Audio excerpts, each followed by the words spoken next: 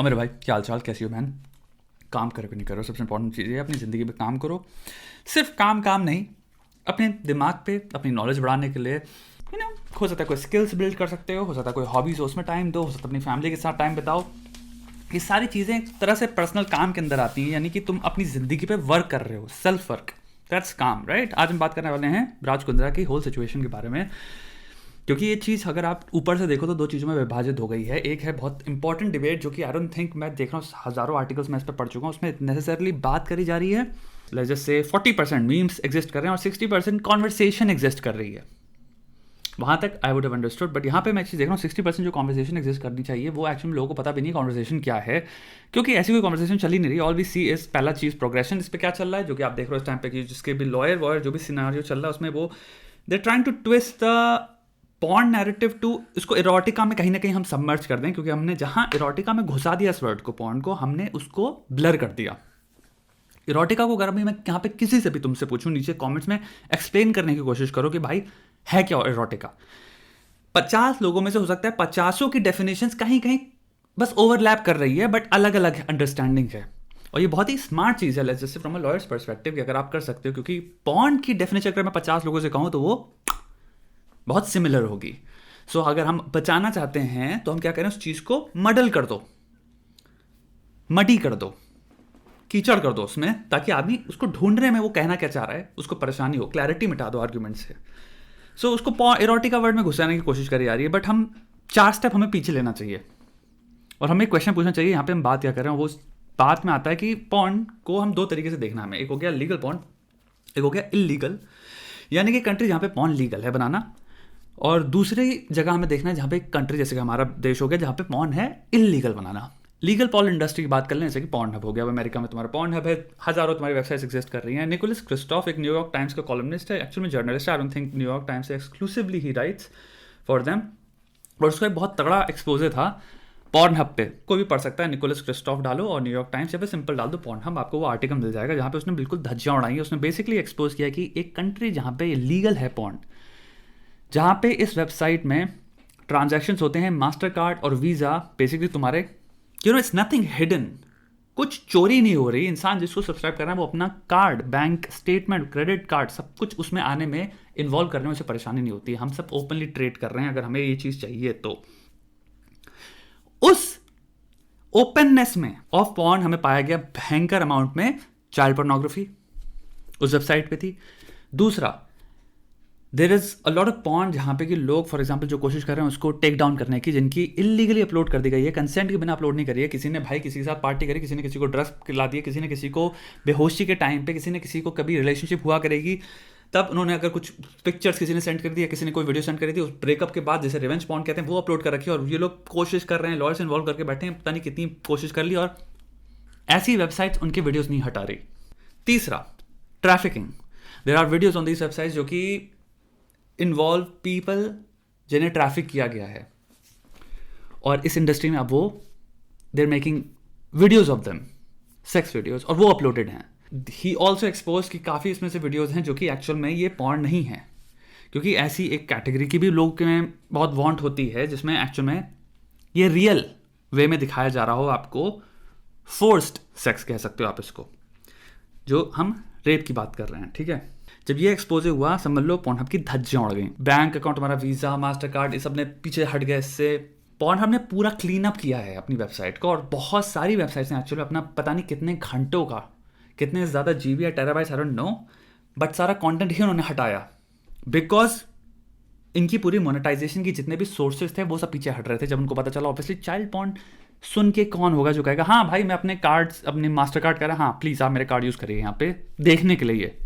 अब आए हम इंडिया के बारे में।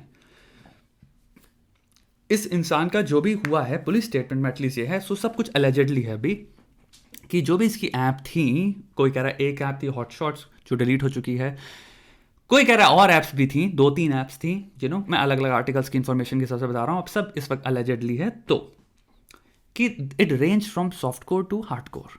जब कोई इंडस्ट्री इलीगल होती है सो आपको एक बेटर वर्ड है उसको यूज़ करेंगे, it's a shadow industry. What does that mean? Shadow industry means कि वो एग्जिस्ट करती है और नहीं भी करती। शैडो इंडस्ट्री मेरा हो सकता है मैं यहाँ पे करेक्ट नॉमेनक्लेचर यूज ना कर रहा हूँ, I have made up this thing to basically आपको समझाने के लिए मैं कहना क्या चाह रहा हूँ। शैडो मतलब होता है भाई आपकी परछाई की तरह एग्जिस्ट कर रही है, रियलिटी में एग्जिस्ट नहीं करती।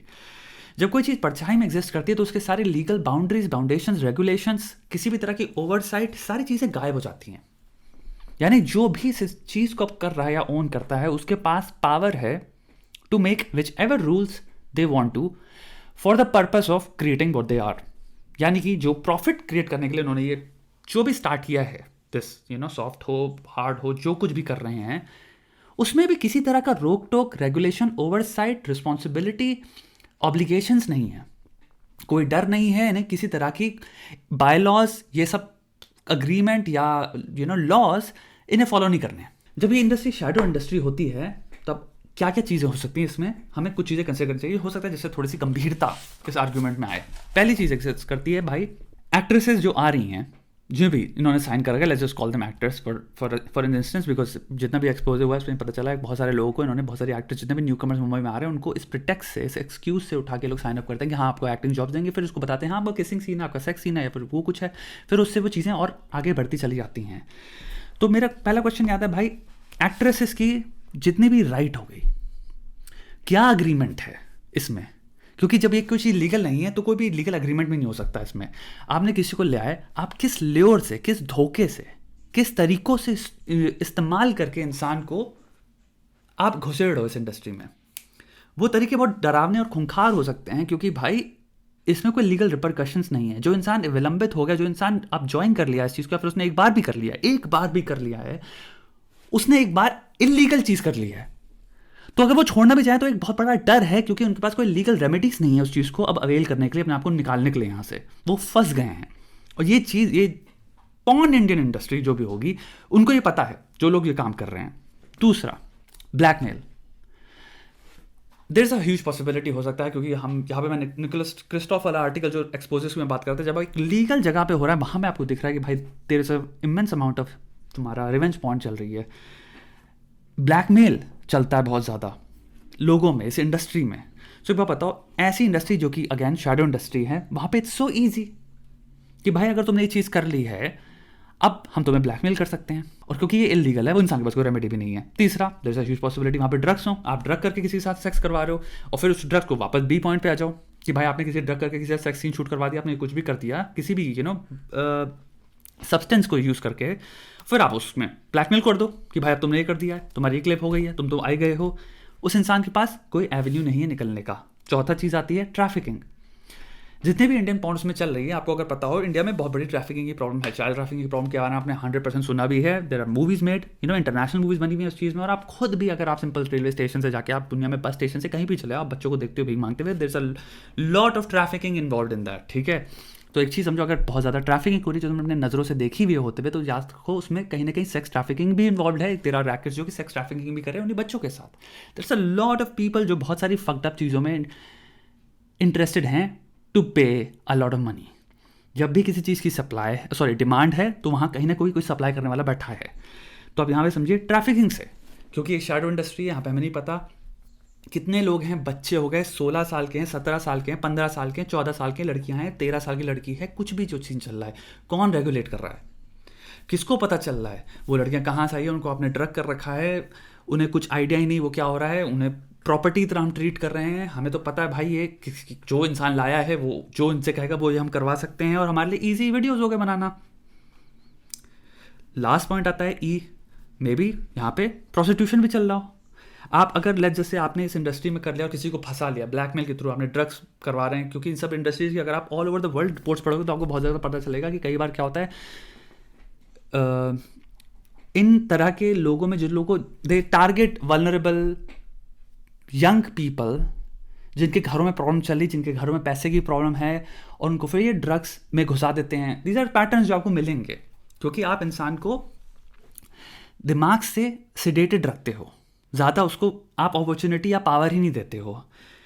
तो भाई जब आप इस चक्कर में किसी को फंसा चुके हो, प्रोस्टिट्यूशन भी हो सकता है आप करवा रहे हो या चल रहा हो, I am just saying point, ये सारी जितनी भी चीज़ें हैं, हमें जो मेन चीज़ रिवील होनी चाहिए, और मैं ये बात यहाँ पे सिंपल सी करने वाला हूँ कि इंडियन पॉर्न इंडस्ट्री के बारे में this should be a clear very invasive legal investigation into this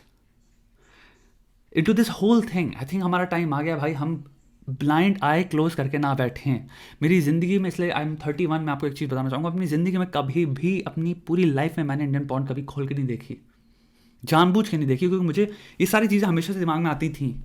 जब कोई चीज़ लीगल नहीं है दोस्त, तुम्हें नहीं पता उसका अब्यूज़ किस लेवल में हो रहा है, क्योंकि वो लीगल नहीं है, तो समझ लो दो तरीके की डबल एज स्वॉर्ड है वो चीज़। एक तरफ से आप भी कट रहे हो क्योंकि वो लीगल नहीं, तो एक डर है कि आप पकड़े जाओगे, लेकिन एक चीज़ समझो, आपके ऊपर प्रॉफिट करना उसका, कोई आपको किसी भी तरह की रेमेडी फॉलो करने का वो नहीं है, आप you can go haywire ham on that. तो ये चीज़ आता है यार, डर। और ये है एक इंडियन पॉर्न रियलिटी, IPR कह सकते हैं हम इसको।